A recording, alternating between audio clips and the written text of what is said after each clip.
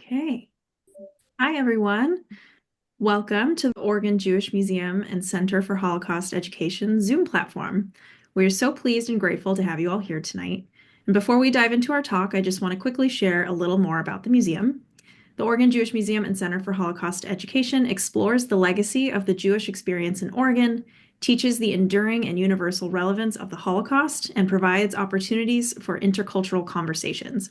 We have a robust programming schedule, which includes curator talks, book talks like what we're doing tonight, artist-led workshops, and the Portland Jewish Film Festival, which returns in just a few weeks.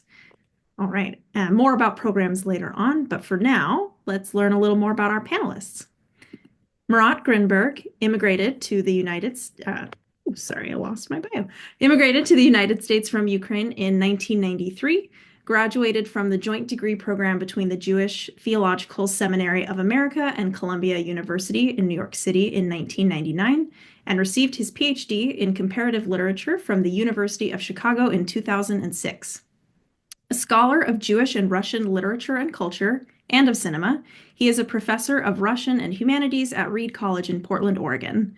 Among Grinberg's books are I Am to be read not from left to right, but in Jewish, from right to left, The Poetics of Boris Slutsky, Alexander Askoldov, The Commissar, and most recently, The Soviet Jewish Bookshelf, Jewish Culture and Identity Between the Lines. That's what we'll be discussing tonight.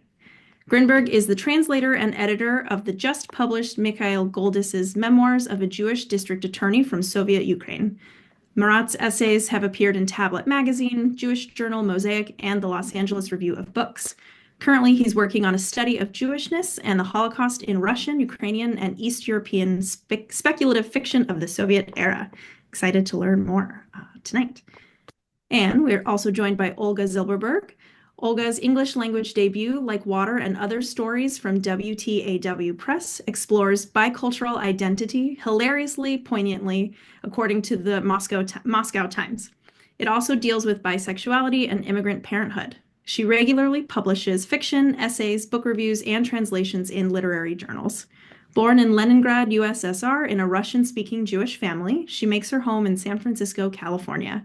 She has published 4 collections of stories in Russia and serves as a consulting editor of Narrative Magazine and as a co-facilitator of the San Francisco Writers' Workshop. Together with Yelena Furman, she has co-founded Punctured Lines, a feminist blog about literature from the former Soviet Union. She's currently at work on her first novel. All right. Thank you both so much for leading this program tonight, and I will turn it over to you. Welcome, everyone. I'm so happy to be here and delighted to be talking to Marat about his wonderful book. I just want to thank everyone who could make it today, and thank you, Mariah and Amber, who are helping us from the Oregon Jewish Museum and Center for Holocaust Education. So first of all, Marat, I really want to congratulate you once again on this achievement. This is a scholarly book, and yet it is immensely readable. I recommend it highly to all of my English reading friends and who want to know about the Soviet Jewish culture and who are simply looking for good books to read. Marat, I'll jump right in. So you and a number of other post-Soviet scholars today are redefining Soviet Jewish identity in positive terms. There's this large myth in the US that has taken root for complex political and historical reasons that the life of post-Holocaust Soviet Jews was a life of lack of religion, lack of freedom, lack of cultural connections. You mentioned in your book the Elie Wiesel quote, calling Soviet Jews Jews of silence, living in terror and yearning for piety. And while indeed some of this does resonate, you argue that actually Soviet Jews participated fully within the larger society and not only had to abide by its rules, but at times shaped these rules from positions of power within their professional and intellectual spheres. And while it is very true that in the USSR after World War II, public mentions of the word Jew and Jewish were censored, and Stalin and other Soviet leaders ran anti-Semitic campaigns attempting to raise Jewish people from influence in the public sphere. Jewish identity nevertheless persisted. And having read your book, I have to say that by the impression that I get is that it's not only did not only persist, but at time really flourished in all of its complexities. It was a rich and complex identity. So, can you tell us more about the project behind your book? Yeah, thank you so much, Olga. It's so wonderful to be discussing this book with you, and thank you so much to the Oregon Jewish Museum for organizing this event. I think you really you summed it up well. That my project and the project of a number of other scholars who've been really trying to create a field of Soviet Jewish studies for the past, decade, longer, 15 years or so, is really to think about Soviet Jewish identity in more interesting, more complex ways, right? Of course, the Soviet Union was not a great place for anybody to live in, right? Pretty much. And it certainly, anti-Semitism was an indelible and conspicuous part of the existence of Soviet Jews. But at the same time, what I wanted to, portray in this book is that, first of all, Soviet Jews were, kind of to use this term, were agents of their own lives, right? They were not just victims, but they were who were consciously thinking about what it means to be a Jew, and trying to figure out how to do that in a society where there was no public space for expressing one Jewishness, and where indeed they knew that they were sort of second class citizens.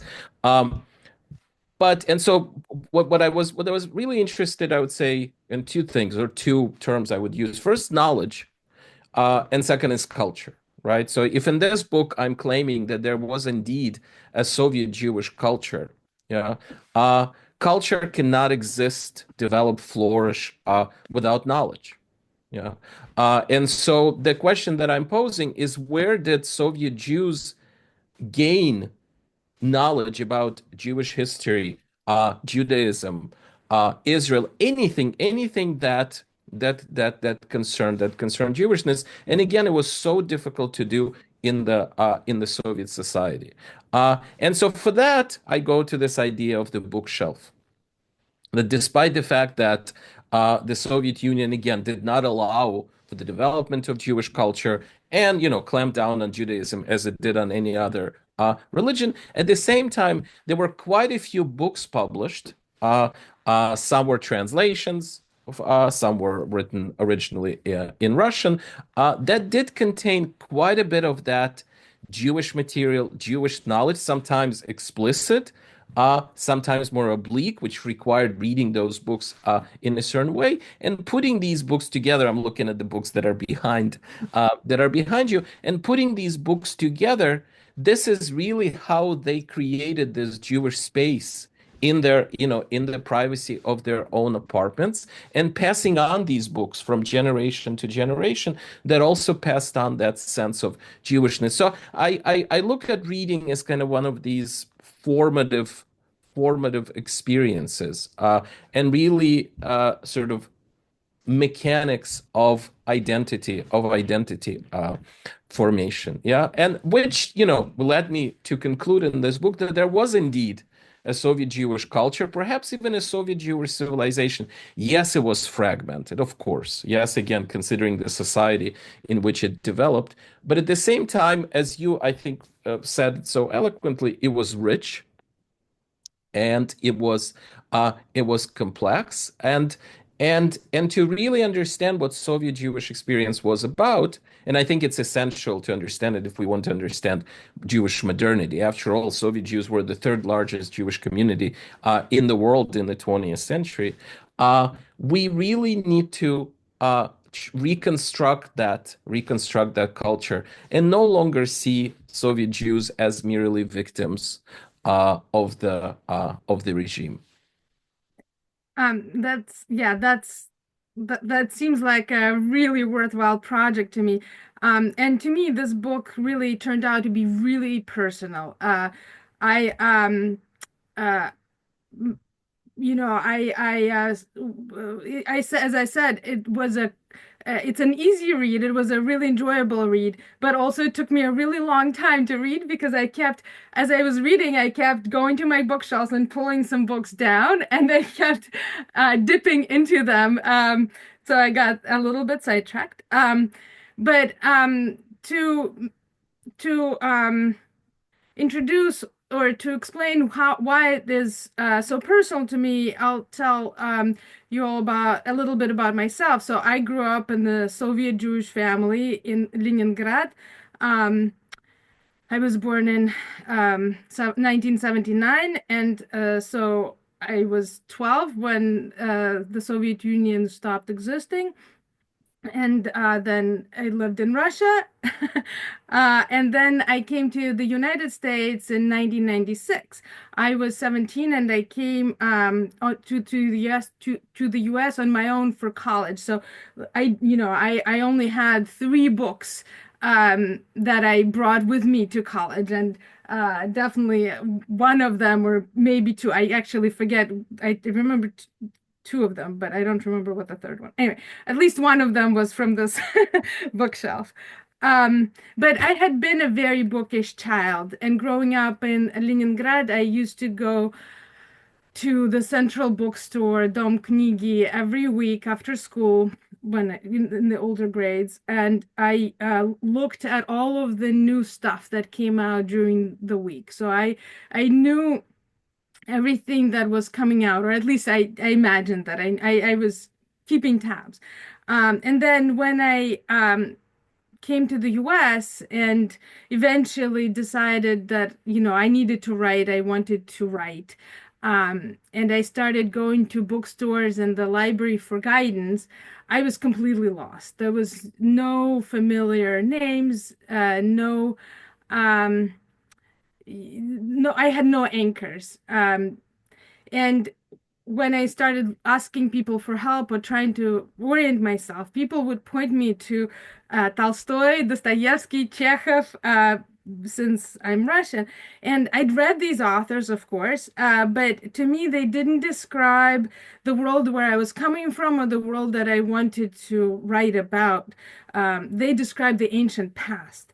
And I was very, very confused. And it took me ages, over a decade, to really learn to feel at home among books. And actually, with the side, I eventually got there through German literature, which also actually the reasons why I was interested in German literature, we can talk about it, but actually have to do with the Soviet Jewish bookshelf. But to but this is all just to say that to me, really reading Marat's book felt like a homecoming, because he named the books that I grew up with, and some of which I collected myself and found for myself, and some that had populated my parents' and grandparents' shelves. And there are a couple of books here that I haven't actually read. They were given to me as precious gifts, and so I carried them with them as mementos of my family members. And in your book, you organize the bookshelves and the topics that you discuss based on the cultural significance that certain writers had in the Soviet Jewish imagination. And so to begin sort of at the beginning of that, you name Leon Feuchtwanger, the German Jewish writer, as you call it, the Soviet Jewish scripture. It was really, it's a cornerstone of every Soviet Jewish bookshelf. And And I don't have Feuchtwanger because I was studying German, and for many years my dream was to read all of these things in German. I had read them in Russian, but I aspired to collect them in German. So I read Thomas Mann, but I didn't get to Feuchtwanger in German before I stopped studying German. Anyway, but I do have so, and then so there's Feuchtwanger, and then there's Ilya Ehrenburg, and I have three books by Ehrenburg here. Um, and who Ilya Ehrenburg is crucial for us not only through his own writing, but also because he was he wrote a huge number of forwards and introductions to other people's work. He really helped to publish a lot of other Jewish writers or writers with Jewish significance. So can you tell us briefly, yeah, about Feuchtwanger and Edinburgh and their significance for Soviet Jewish readers?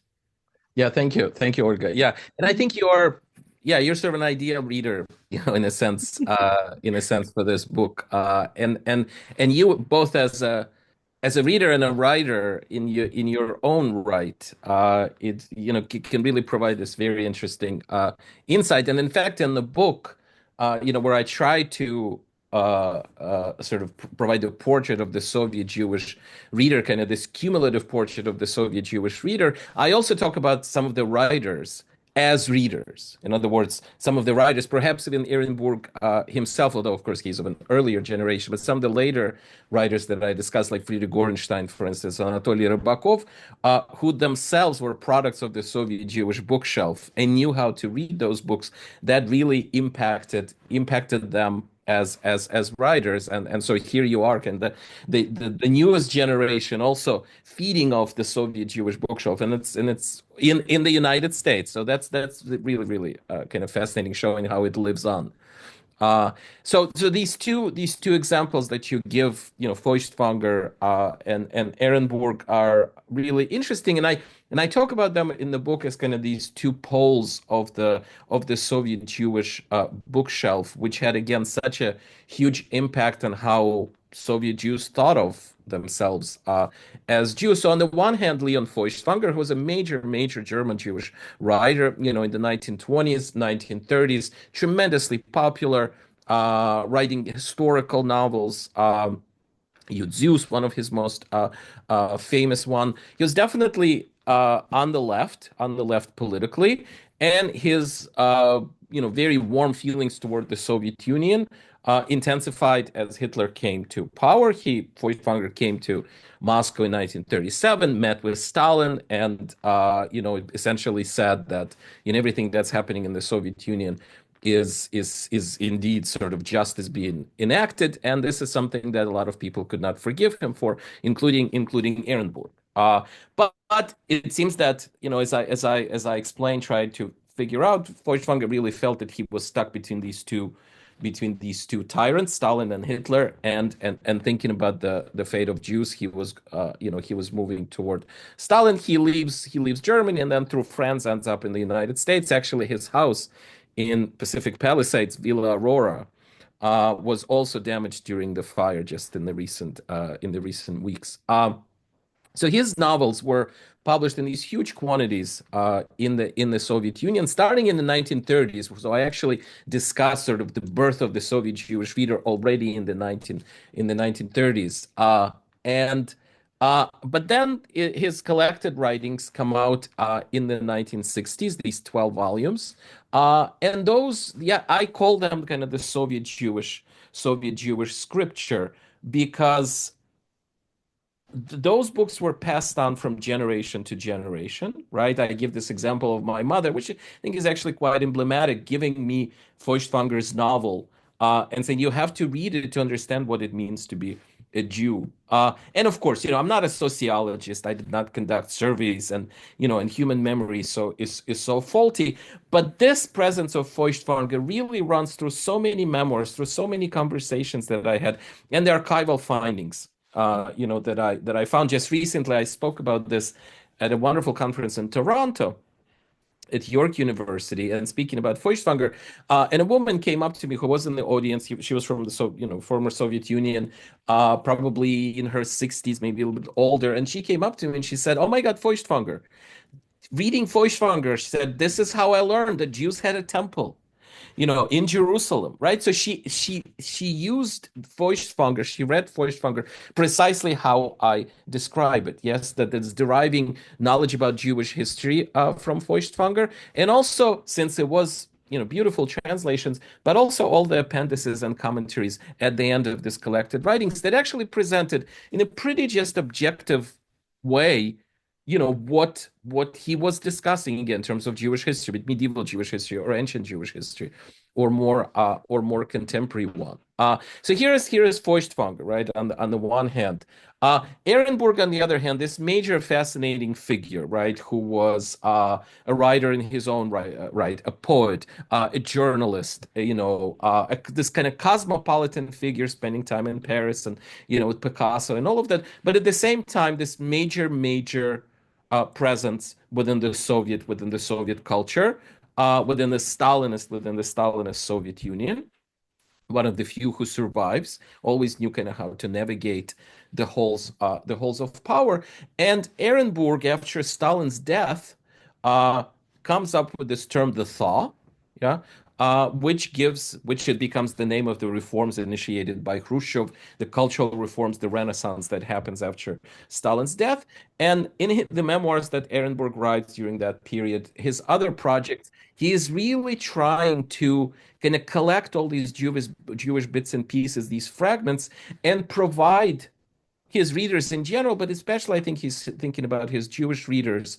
Again, a sense of Jewish history, a sense of Jewish past, a sense of who they are. I'll mention, for instance, he writes forward to the Russian translation of Anne Frank's diary, which was enormous. It comes out in 1960s or 1961. And that short preface that he writes is essentially Holocaust history in a nutshell. Yeah, so I think he knew how to write between the lines, and he expected his readers to read between the lines. But what's interesting in terms of, again, Feuchtwanger, he hated Feuchtwanger. He absolutely despised him. He did not think that Feuchtwanger was a good writer. Again, he never forgave him for kind of this, for Feuchtwanger's assessment of Stalin. But also, I think ultimately they had very different conceptions of Jewishness, and this is where I think this kind of Soviet Jewish identity comes into play. For Feuchtwanger, ultimately, he saw himself through his characters, or even personally, as a Jewish nationalist. Grinberg, despite the fact that he had a very strong sense of Jewish identity, which was intensified by the Holocaust, at the same time, ultimately, he saw himself as a cosmopolitan, right? And so these two poles, kind of this nationalist pole and this cosmopolitan poles, the two poles of the Soviet Jewish bookshelves, are also the two poles of Soviet Jewish identity. The strong nationalist sense, yes, but at the same time, the sense that you are speaking Russian, and you participate within this larger society. And as you said, of course, the Soviet Jewish bookshelf does not only consist of the books with the Jewish content, but it had the Russian classics, Tolstoy, Dostoevsky, etc., and of course translations of other works, let's say Hemingway or Fitzgerald. I mean, American literature was so huge in the Soviet Union. So these two poles, I think, at least this is how I conceptualized in the books, are really exemplified by these two writers. And again, but I just one last thing I'll say, and all of this was published officially, which is so interesting, right? uh, Feuchtwanger's, again, these collected works published in enormous quantities, yeah, and of course Ehrenburg's, especially his memoirs, that were read by everybody. But again, Jewish readers had a very special relationship with these books. This is great. Well, first of all, yeah, this is what to me I think makes this a Jewish culture, complex Jewish culture, right? The fact that it is not, there's a quote from a Romanian Jewish author that said something. Let's see if I can remember it. Uh, it is not for unanimity that Jews are Jews, or something along the line, right? That this is that there's so many Jewish opinions on every topic, and that this culture was passed down in all of its complexity and all of its different in all of its uh, different shades of identity. And so, yes, there are the poles, but there's a lot of also variations between the Absolutely. poles. Absolutely. I want to also continue this conversation to spell out something else that is very much a presence in the book and that you've alluded to. So the Jewish bookshelf is not only a set of books, but it is also a particular reading strategy, a reading practice. Uh, all Soviet, well, most, no, I don't know, some, yeah, I'm trying not to generalize too broadly, but so Soviet readers in general were trained to read between the lines, aware as we were of censorship and that the fact that only those ideas and facts that adhere to party line were allowed into print. But in this book, you argue very convincingly that there were particularly Jewish strategies of reading between the lines. So, can you elucidate a little bit more the point that you make in the book? Yeah, thank you, thank you. Yeah, um, so right, so I talk about reading between the lines, which again I think, as you absolutely rightly said, this is something that is not unique, to Soviet Jews, right? If you live in an authoritarian society, you need to figure out how to get some sort of truth when you deal essentially with propaganda, right? And so you had to learn how to read between the lines, and the writers needed to figure out how to write between the lines, unless, of course, you were a type of a writer who just did not want to chose not to get published officially and just didn't want to deal with all this, with all the kind of the regime and all of that. And there were certainly writers like that. One of the writers that I discuss quite a bit is Friedrich Gorenstein, fascinating writer, ultimately immigrated to Germany, who not ultimately, from the very beginning, felt that he's not going to make any compromises. But there were few of those, right? The rest needed to play the game, and so, I use Leo Strauss, German Jewish thinker, then coming to the United States, teaching at the University of Chicago for most of his career, and his idea that, again, in authoritarian societies, writers, in order to survive, in order to protect themselves, come up with this idea of writing between the lines and having these two layers within their works, what he calls kind of exoteric layer that is accessible to everybody, and then esoteric layer, the layer that is accessible to the select few. And as I show, that model did not always work in the Soviet context, right? So, for instance, some of the works that I discussed that were read universally. So, for instance, the duology, the kind of the satirical duology by Ilf and Petrov, the 12 Chairs, right? Yes, right there you have it. 12 Chairs and the Golden Calf. About this trickster, swindler character, Ostap Bender. I'm sure that's true of your family. It's true of my family. It's true of so many families. Just people were able to quote, from these novels. Just lines were memorized, right? It became kind of the code that people shared. If you can quote from those books, you're sort of one of us. There's a lot of Jewishness in those works, and a lot of Soviet Jewish readers did perceive these books as Jewish, but at the same time, they were not able really to kind of perform this esoteric reading, right? Because they did not have that special Jewish knowledge to begin with, to figure out why is it that Bender doesn't just sound Jewish, but he's in fact Jewish, right? The Ilf and Petrov give a few hints. So kind of this real esoteric reading did not work in many cases because the many readers lacked that special knowledge, to begin with. But one way I think that reading between the lines functioned is, you mentioned, for instance, how you were reading Tolstoy, Dostoevsky, and it didn't appeal to you right away because it was sort of not about you, right? It was about the previous century, and all of that. So when it came to Jewishness, again, this kind of utter lack of expressing Jewishness publicly, is that there were very, very few books that discussed in contemporary Soviet Jews. Very, very few of those. However, there were a number of books, both fiction and kind of historical novels, that did talk about Jews in pre-revolutionary, pre-Soviet Russia. Yeah. And so, that could be published because that's pre-Soviet times, and you could talk about even anti-Semitism and persecution because, of course, that supposedly does not exist in the Soviet Union. A number of these books were belong in kind of this to children's literature. Yeah. Um, and but I think some of the ways that they were read is that again these Soviet Jewish readers were able to read their own experiences, either encounters with anti-Semitism or in general how they thought about their Jewishness through these characters, living in Vilna at the turn of the 20th century, or somewhere else, reading themselves through these historical characters. Another example, I look at, for instance, science fiction.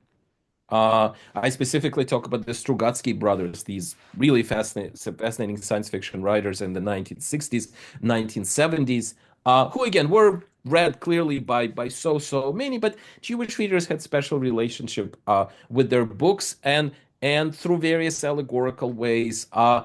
Sometimes more explicitly, but Jewishness is everywhere in their works, and at least some of the readers were able to unearth that. Or the example that I give of this fascinating writer Yuri Trifonov, who again was just one of the great masters, of Russian prose in the 60s, but he was a master of writing between the lines.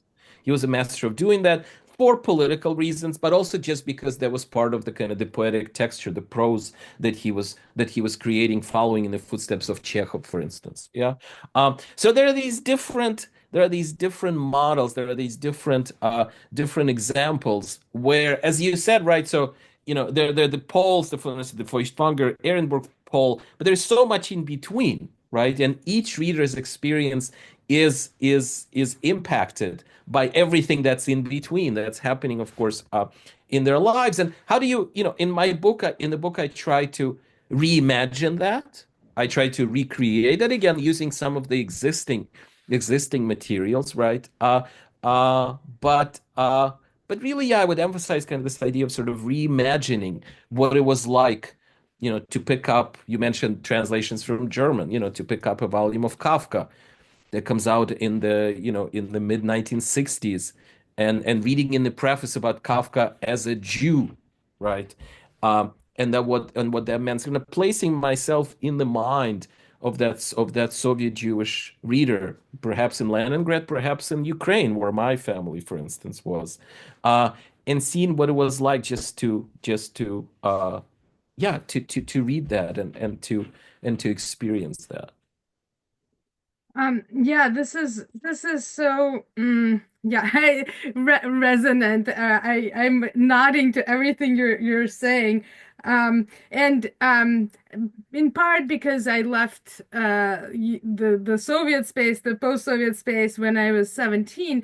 I always felt like my indoctrination into the Soviet Jewish bookshelf and into the reading of my parents was interrupted. So I put Trifonov on my to read list again because I remember that was something I was supposed to read when I was grown up. It was not something I felt like I was ready for then, but I had that mental idea that and another writer, Rybakov, his I, of course, read all of his adventure stories for young adults, but I did not get to read his, what was considered his masterwork for grown-ups.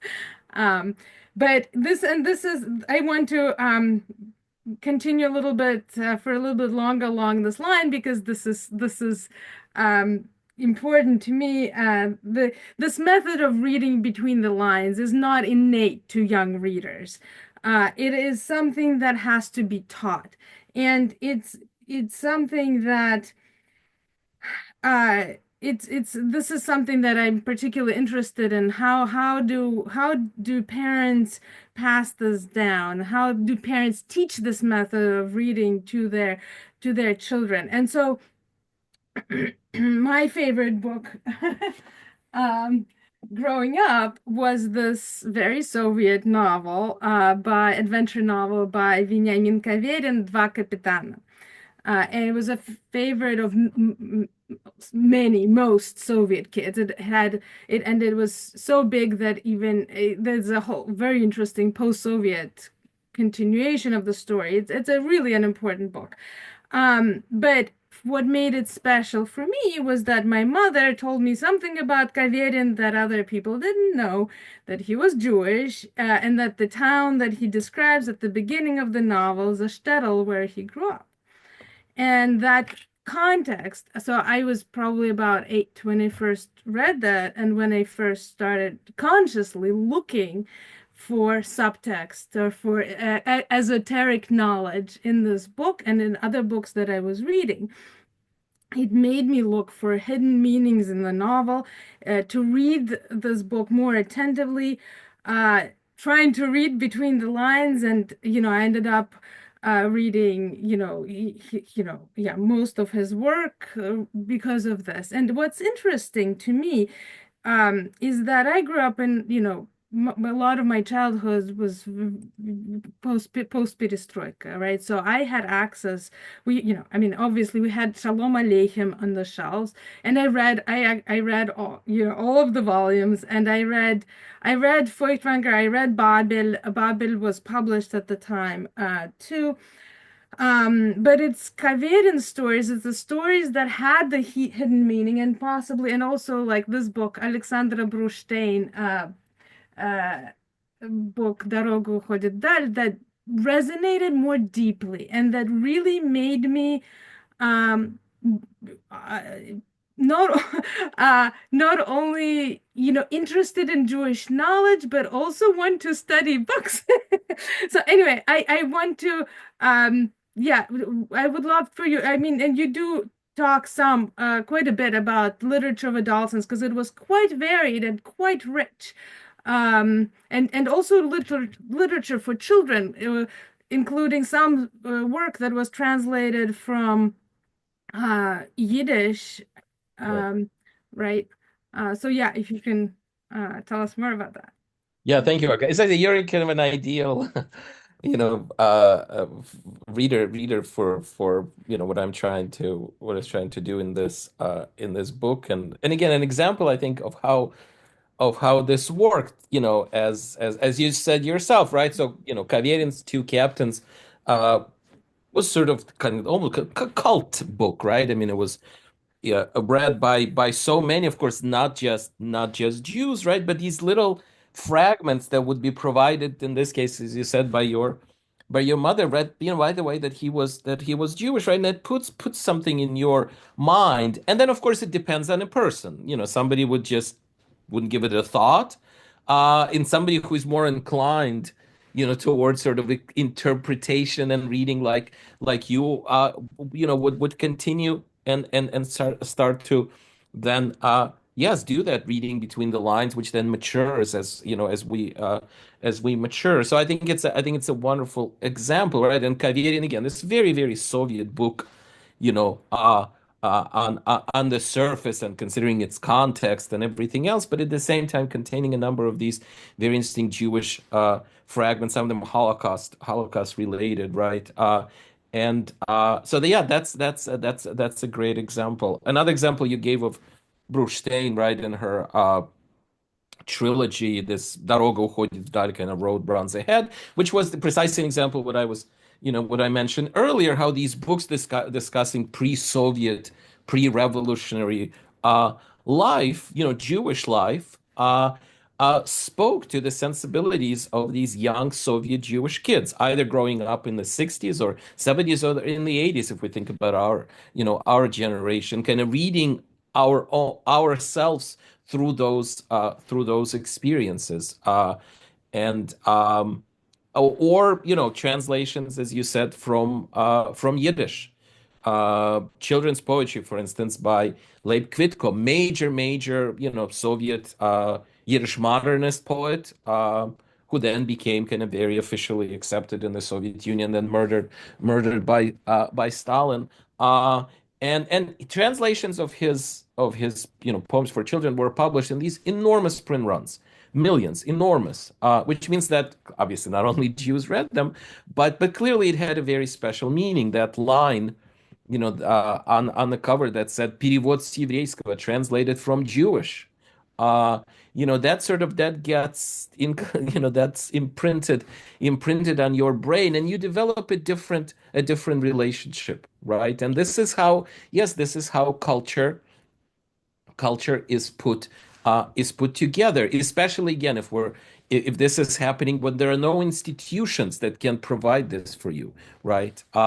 Again, I think our generation, sort of, since we're the children of perestroika, yes, we were maturing and growing up when things became accessible. And I discuss it, I think, even in the book, growing up in the late 80s, early 90s in my city in Ukraine, Khmelnytsky, where a Jewish community center opened up this little, a little building, but there was a Jewish library there. With a lot of the books donated by Hayes, also coming, from Israel, translations of some of Jewish philosophy, Jewish history. So there was a very different. Those were additions to kind of the bookshelf that our parents did not have access to, unless they were able to get something from Samizdat or from the underground kind of sources, which really was not possible to do if you were not in Moscow or some of the larger cities. But yes, exactly as you described, kind of those little pushes by your parents or your grandparents, and that was the impetus, right? To move in a certain direction, right? And again, of course, everybody is different, but at the same time, and I think that's sort of one of the pluses of growing up in an authoritarian society, right? Where, there's a school curriculum, we're on the same day and the same hour, no matter where you were in the Soviet Union. If you were in the fifth grade, everybody was reading the same book, right? Or that there were these books that everybody had to have and everybody hunted after them. So that contributed to this sense of kind of sort of the collective reader, and that's hard to achieve if you're living in a pluralistic society. And this is something that I think helped me in sort of putting together this portrait of the Soviet Jewish reader. Yeah, because ultimately, again, everybody was thinking about the same books and along the same lines, more or less.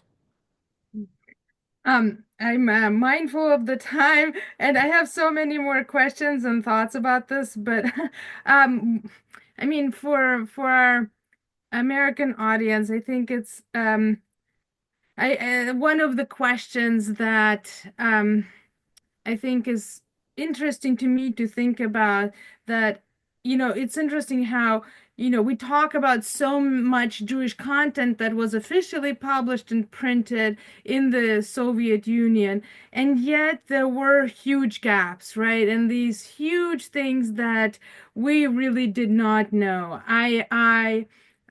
For example, I mean, right, I think you talk about this, and this is interesting, right? If we can put it in the most broad terms, it's literature written by Jews that described either the Holocaust or the immediate Jewish experience of relevance to today's people, Israel, for example, or life in Israel, but also life in the US. I actually double checked, so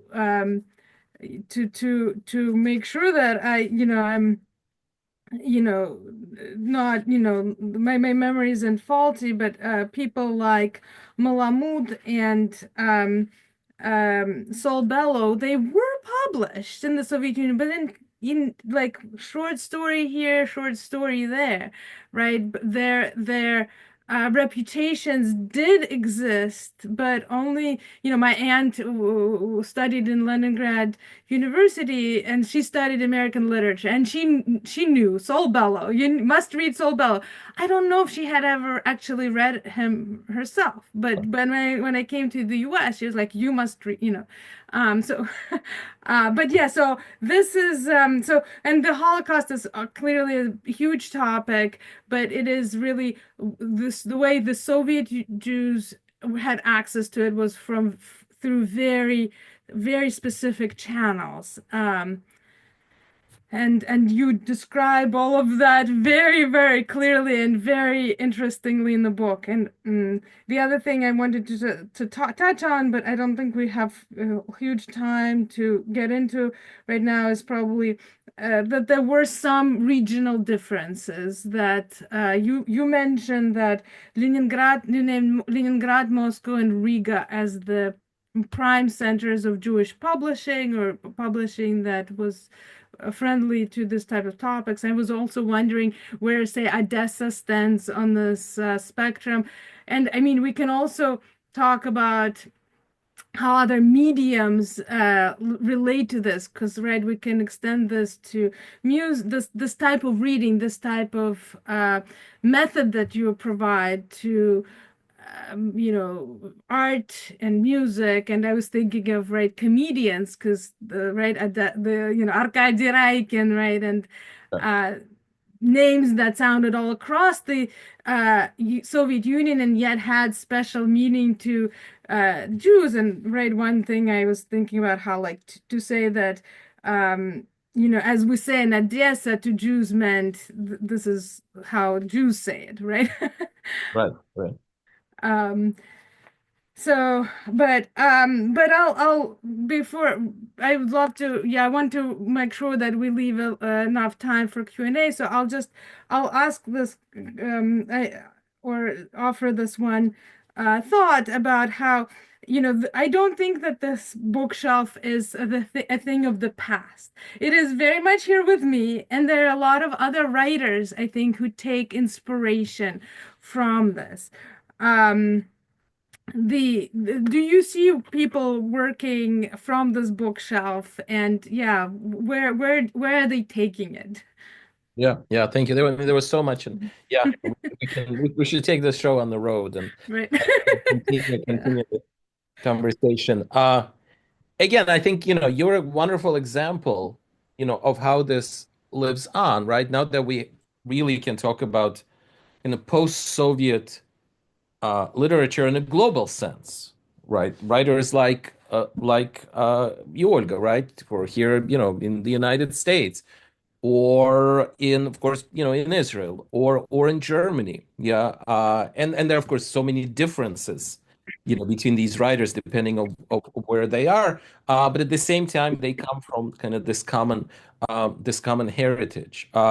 And certainly for some of them, again, I think you're a wonderful example. That heritage, what I call the Soviet Jewish bookshelf, is at the source of how they see themselves, right? Of how they approach writing, and translating that, sometimes consciously, sometimes unconsciously, because that's a creative process, right?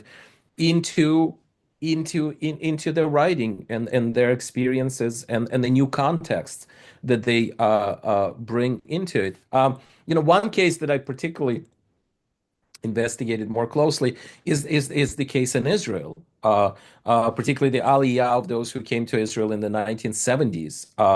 A number of writers, a number of poets, a number of Zionist activists, and who established publishing houses in Israel. So, very famous publishing house, Aliyah. That a lot of those translations that I was reading in this little Jewish community center, in the late 80s in Ukraine, those translations were done by this publishing house. And these were, again, sort of Zionists who fled the Soviet Union, but they were also products of the Soviet Jewish bookshelf and how they thought about literature, how they thought about history, about Jewishness. That they were translating that experience of the Soviet Jewish bookshelf into this new kind of context, and agendas. I just read a really, really fascinating novel, for instance, by Denis Sobolev, who is from Leningrad also. He's a professor of literature at Haifa University, writing in Russian, and this novel is about sort of our generation those who grew up during perestroika and then, left wherever they left in case of the novel, to Israel. And we've discussed that. I've discussed that with him, and he's also very much kind of product of the Soviet Jewish bookshelf, and by that I mean kind of product of the Soviet Jewish civilization. So, I think it lives on. It lives on. There are of course some of the writers I think who are writing now, in English of kind of Soviet Jewish extraction who would not recognize that heritage, but there are many, but I think there are many, many who would. And so some of these books end up in garbage bins, in Israeli cities or German cities or some of these kind of Russian libraries we have in the United States. But at the same time, they also live on, and the wonderful way that they live on is again through the new stories and novels and poetry that's been written now, not only in Russian, right, but in English and Hebrew and German. Yeah, this is great, and I'm actually reading the you recommended Denis Savelev's novel, and it's very, very interesting. Um, it's yeah, I wonder So maybe we should open up to. yeah, if we should open up to questions. Wonderful. Thank you both so much. And it's totally okay if we go a little over time because this is a really interesting conversation. Yeah, we have quite a few questions, a lot of them related to the books that you've been referencing. So I think I'm just going to get ahead of it and ask Olga and Marat if you both wouldn't mind after we're done or tomorrow to just send us a list of the books that you've referenced. There's been quite a few that I've been asked about with the names of the authors spelled out so that they can make sure that they're searching the correct ones. But along those lines, someone does want to know what were the two books that Olga brought to the US, if you can remember. Well, yeah, one of them was The Two Captains, and the other one was a volume of Silver Age Russian poetry. Yeah, of course. Great. Yeah, that answers one of the other questions that was there. We have a question, a more general question that's about how did the both of you get into writing? Well, I'm a scholar, right? I'm not a fiction writer. I mean, I think the biggest compliment that a scholar can get, at least in my mind, is, the compliment that Olga gave me, that the book is readable. And it's not just for the select. That's certainly how I wrote it in mind, with the kind of the larger reader in mind. But yeah, I mean, I think from early age, I saw myself as, engaging with literature, and ultimately that became my that became my career. Yeah, and so yeah, that was from the early age and the type of family that I grew up in. For me, I think one of the things that made me want to write is that, well, first of all, yeah, my aunt, who was a diarist, and she taught me how to write. This is how you write a diary. This is how how you write a letter. But she taught me the tools, and so I started diarying at a very young age, and uh, um, living through the experience of the fall of the Soviet Union, I when as a thinking about it as a diarist, and I'm just thinking in regard of this conversation, in a way, I was reading the diary of Anne Frank, for example, at the time, right? And so that probably was one of my models, and I was like, well, I have to document this. But I had put that away for many years, especially when it came to the US. I studied business. I had a career in market research for a while.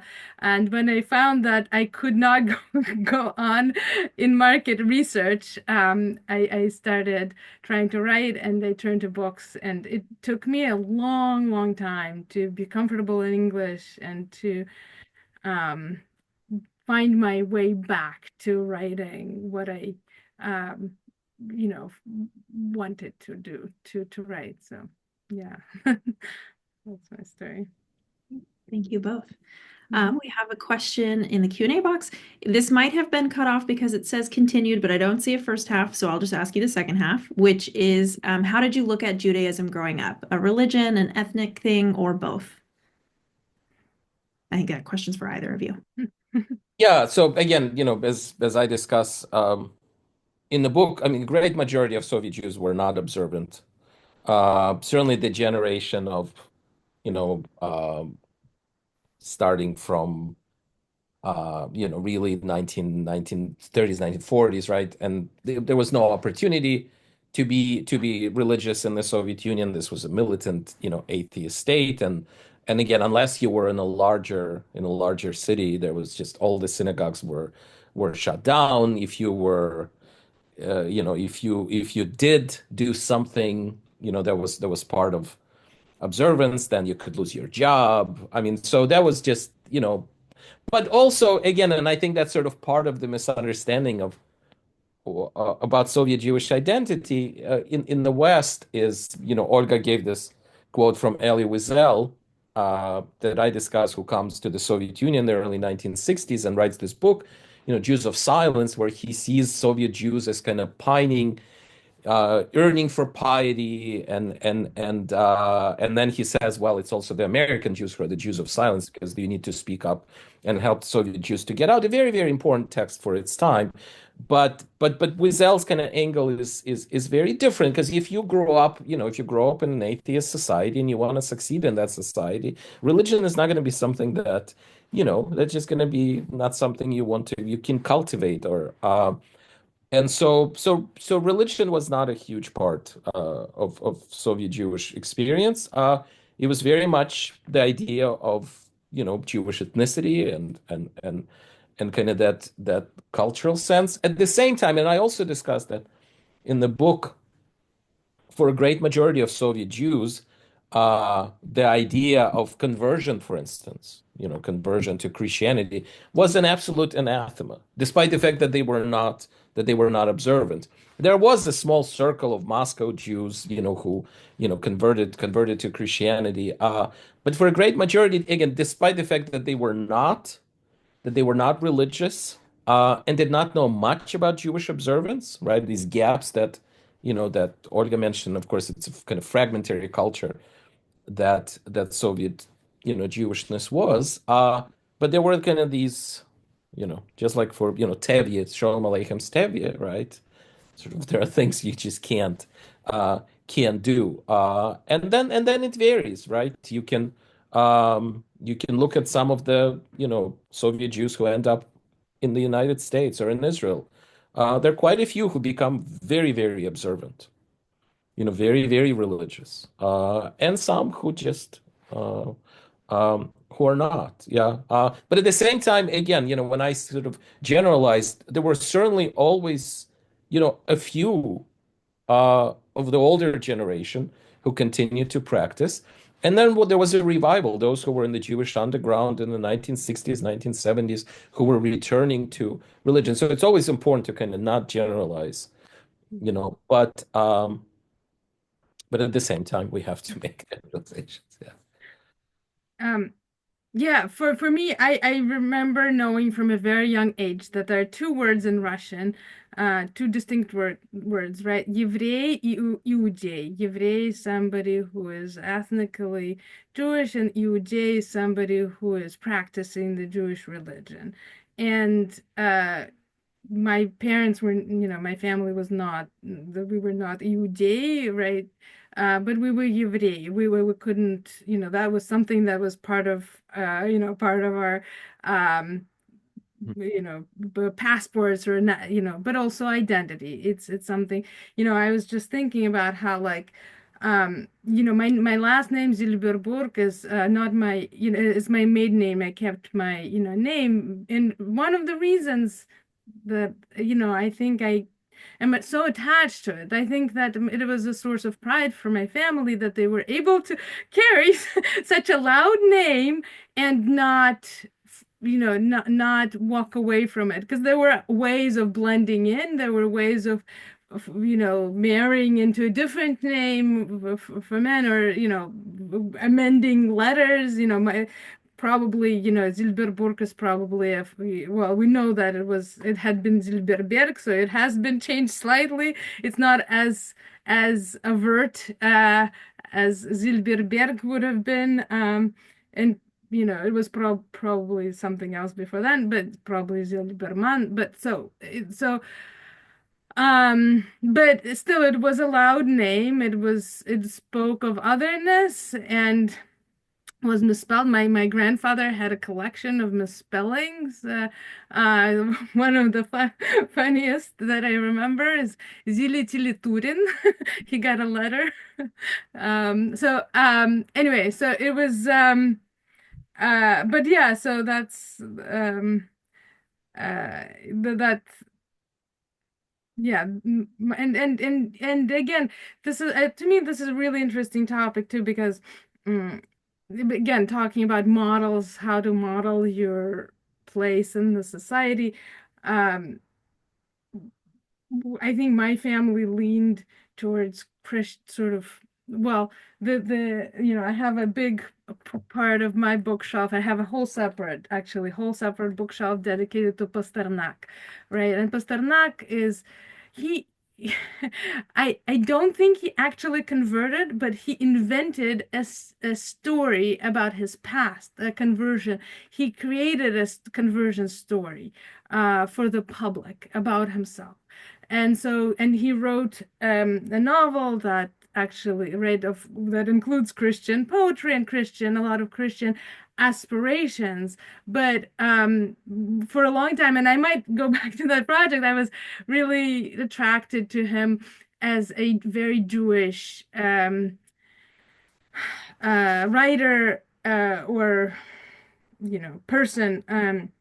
There's an episode in his life when he studied in Germany before he became a poet, where he actually um, was studying with a Jewish philosopher in Marburg in Germany, and I think he made an active decision to say, I'm going to put my Jewish identity on a shelf and go back to Russia and find myself as a Russian poet, or Russian, and find a way to integrate. So anyway, so that's I maybe one day I'll I'll go back to that story.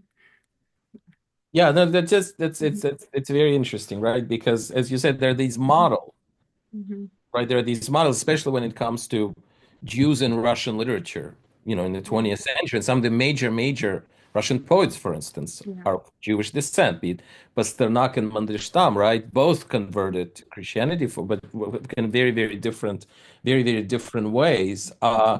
And so, sort of in the Russian kind of literary mythology, even broader than literary, right? There is this idea that is when a Jew enters Russian culture, then the Jew also has to kind of fully strip himself or herself of Jewishness and Judaism and accept everything else, right? And actually, I think the kind of the collective experience of Soviet Jews for whom reading Pasternak was incredibly important, right?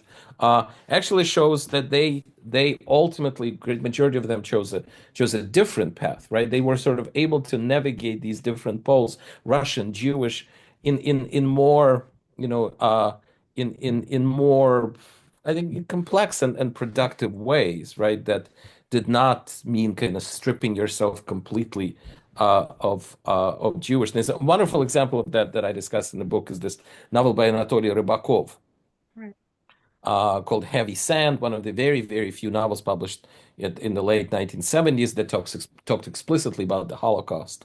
Fully officially published, translated into English. Elie Wiesel actually loved it, reviewed it when it came out in English, and the character, in that novel, kind of a Soviet Jew who is actually married a Russian woman, and so he says, "I'm not religious at all. I'm a good Soviet citizen. What do I care about religion? But you don't change your religion, right? So even though I'm just complete atheist, There are things that I will never do, and that's conversion, right? And that really speaks to that Soviet Jewish identity. Obviously, each person kind of makes the choices that they make, right? But here, yes, as you said, Olga, there is this mythology, particularly related to Pasternak, uh, of kind of a Jew becoming Christian and fully Russian, right? And then there is this other side, and these are all sort of present within that Soviet Jewish bookshelf. And it's, for instance, very, very interesting to see how, since one could not read the Bible, it's just impossible, right? Where do you get it? Nowhere, right?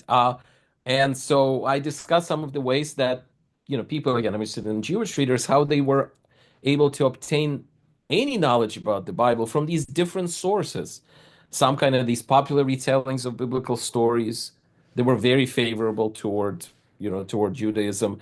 Some that were in this propagandist literature that was extremely antagonistic toward religion and Judaism, and some novels, for instance, Mikhail Bulgakov's novel, Master and Margarita, which includes recreation of Jerusalem of Christ's time. Or you mentioned German literature, Thomas Mann's Joseph and his brothers. Yeah, and so since you can't have the Bible, right, you put it together for yourself from these different pieces, and some of those pieces were very much leaning toward Christianity, some were leaning toward Judaism, right, and you make the choices, that you make.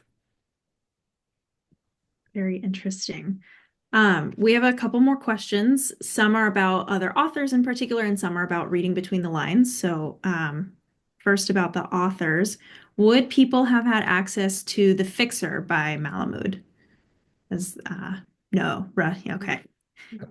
They follow that up with Russia is a nightmare in that one. So, Yeah, it's Olga said. American literature was huge, huge, huge during the thaw period, 1960s.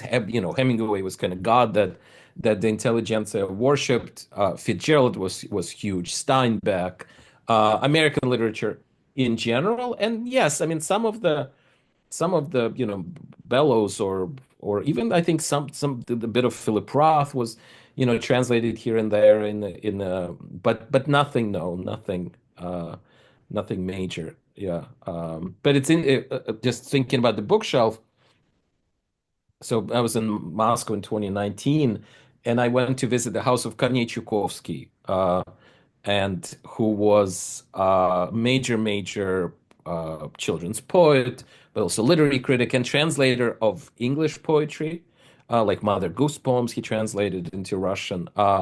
And he actually was half Jewish, although that was kind of kept it under wraps. But in his library in his house, there was Bellow and there was Malamud in English, because again he was reading everything, right. He also wanted, for instance, to translate I.B. Singer. He loved I.B. Singer, reading him in English, right, and wanted to translate that, couldn't, and wanted to publish. I also tell a story of how he wanted to publish retellings of biblical stories for children, where some of the stipulations were that the word God could not be mentioned. But anyway, he was succeeded in doing that, and it was ready to go. But then the Six-Day War between Israel and the Arab states happened, where Soviet Union fully, supported the Arab states, and then unleashed kind of this era of vile anti-Zionism in the Soviet Union, which was essentially anti-Semitism. And so none of that worked, because the censors said, we just can't, in this atmosphere of, Israel, winning the war and Jerusalem being under the Israeli control, we can't really be publishing any stories about the Bible. But anyway, so kind of these fragments sort of are part of that. But no, Balamud. Later, yes, there are Russian translations of the Fixer. Yeah. Kind of related, was Vasily Grossman part of the Jewish bookshelf, and did he write with a subtext? He very much was, and I talk quite a bit about him. So Grossman is fascinating because on the one hand, he was a major writer, one of the very, very first ones to write about the Holocaust from a kind of testimonial standpoint, his report about Treblinka, for instance. But then the works that he writes, after the war, his major novel, Life and Fate, where he really equates Stalinism and Nazism, that of course could not be published. A number of his other works, yeah. But at the same time, there are a number of other of his books that were published during that time that do touch on the Holocaust. For instance, I talk about his book about travelogue to Armenia, where again through that travelogue he talks about the Holocaust. So what I was trying to do again to put myself in the mind of the reader who was reading Grossman without really knowing Grossman, without knowing the works that could not be published, the Grossman that we know today. Yeah. So he was present, but again in this kind of interesting ways.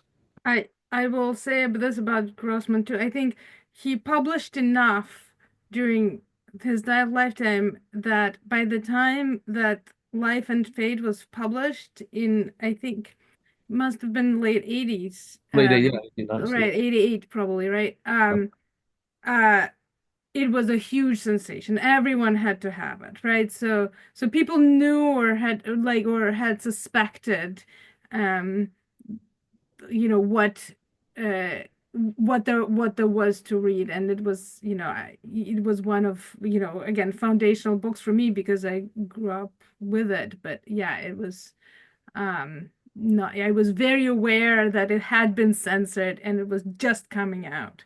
Right, right.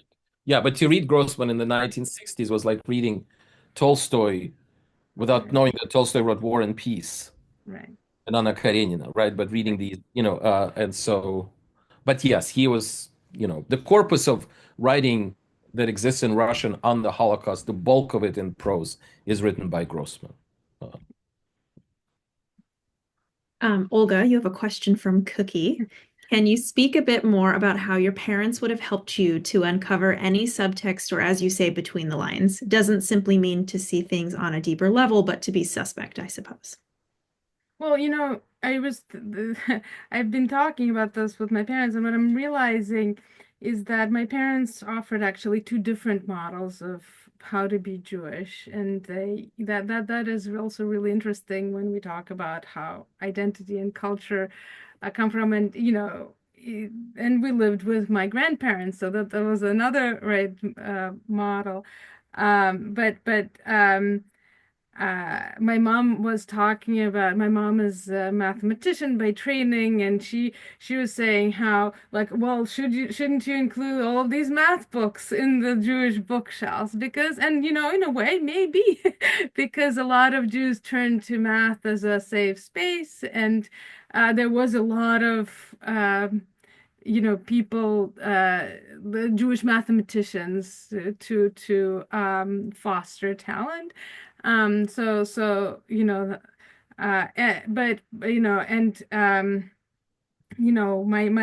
my dad is the one who told me you have to read Thomas Mann,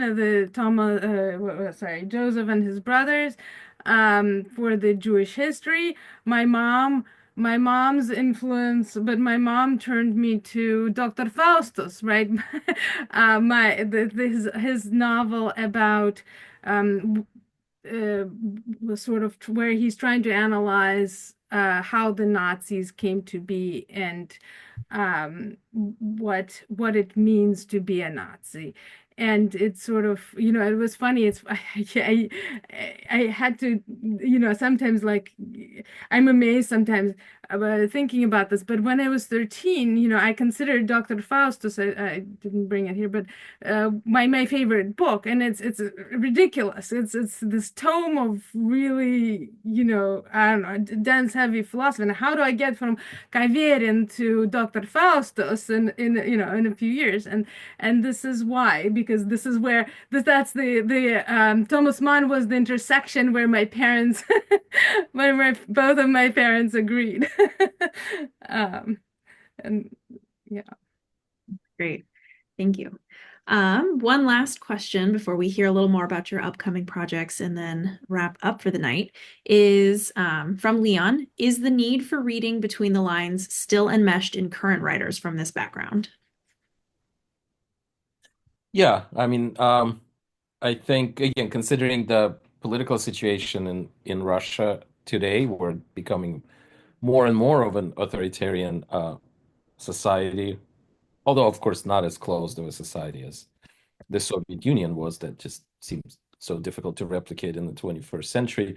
Uh, but and with uh, the start of the war, against Ukraine, you could see so much even on social media, kind of people starting to talk about writing between the lines and reading between the lines and kind of rediscovering that Soviet experience that they perhaps thought they no longer need. So that's very much, I think that's very much alive in that Russian context. I would say absolutely. And the rediscovery of some of the writers. I've actually been seeing again, Feuchtwanger being mentioned, number, or the Strugatsky brothers, the sci-fi, the way that they allegorize the Soviet experience, that's coming in very, very handy in trying to sort of understand the current situation in Russia. So yeah, that's an indelible part of, I think, of Russian historical experience that will never go away. Yeah, this is such an interesting question. I think as a reader, I still sort of I'm really aware of how much we definitely um need to train people to read between the lines. I was, I think so much of Soviet heritage is meaningless without that skill. I was just looking at this book by Solomon Abt, the translator, Thomas Mann's translator, to Russian. And this is a book where he talks very directly about Thomas Mann grappling with the fact that in his youth he had written anti-Semitic work and had grappled and then went through this whole transformation process where he tried to address and understand how that was possible, and he um felt very guilty about it, and and try to address it through writing. In this book, Solomon Abt, the Jewish translator of Thomas Mann, does not mention the word Jewish a single time. Um, there's so many different metaphors, the people who live between the sea and the river or whatever, the desert and the sea, there's so many metaphors, right? There are so many ways, but this is it's astonishing to me, right? Just looking at it. I mean, I did not reread the whole book, but when I read enough, and I was like, wow. So it's a really important skill that we need to be aware of as readers. As a writer, I have to say that for me right now, the main challenge is to still learn to write directly and write. So as somebody for whom this practice of being understated or not me, like you were talking about, and Trifonov, and mentioning the word Jew on the page is uncool. It's too direct. It feels too on the nose or something, right? It's then there's so many there are many other words like that in my vocabulary that I was trained that wasn't good aesthetics, right? So for me, the challenge continues to be to write more directly and to stop censoring myself in these ways. And so yeah, that I still consider myself a young writer, but I'm not young enough in some ways. Right. Wow. Well, thank you both so much. This was a really interesting and powerful conversation. I'm so grateful to you both. Looking forward to that reading list that you're going to help put together after this of all the books you've mentioned in this talk, and we'll get that shared out. As we wrap up, I just want to ask you both, what are you working on next? What's coming up for you?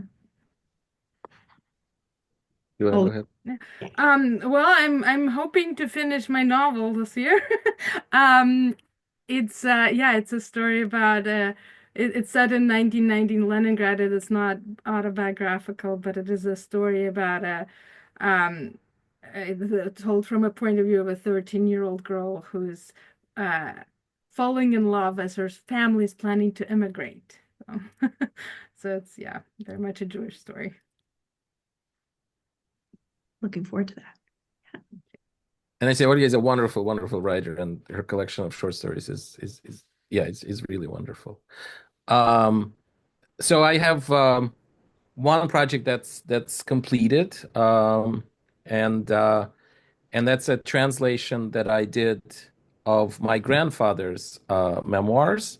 And so here we talked about sort of, you know, passing from the torch from generation to generation and training how to read. And then he was instrumental sort of in teaching me to do that. He was a district attorney, a detective and a district attorney in Soviet Ukraine from 1950s for the next 30 years. Yes. So, oh, right, Olga. So here's a book. And, when we came to the United States, he started, writing these memoirs, which are fascinating. A lot of it kind of detective material. A lot of it is also about being a Jew in the Soviet Union. A lot of it deals with anti-Semitism, but it's just a really fascinating insight from someone who was very much part of the system. He was a district attorney, but at the same time, who always felt as an outsider. So I'll be doing a reading for those of you who are in Portland.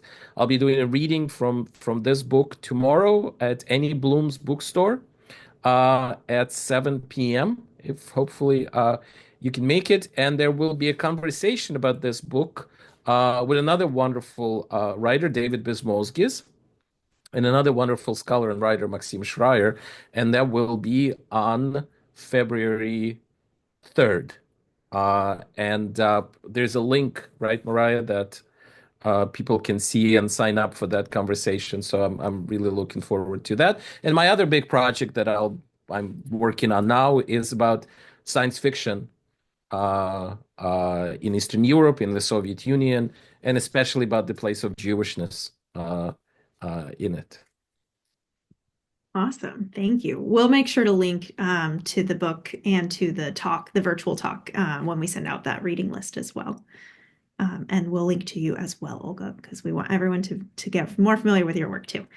Awesome. Well, thank you all so much. I'll just quickly add that we have a couple other programs coming up at the museum as well.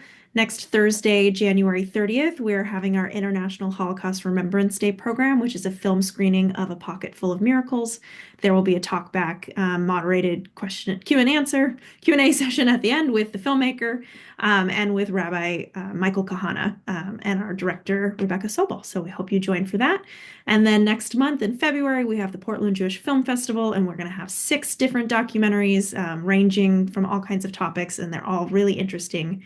And we have a lot of filmmakers coming out for that as well. So I hope to see you all there.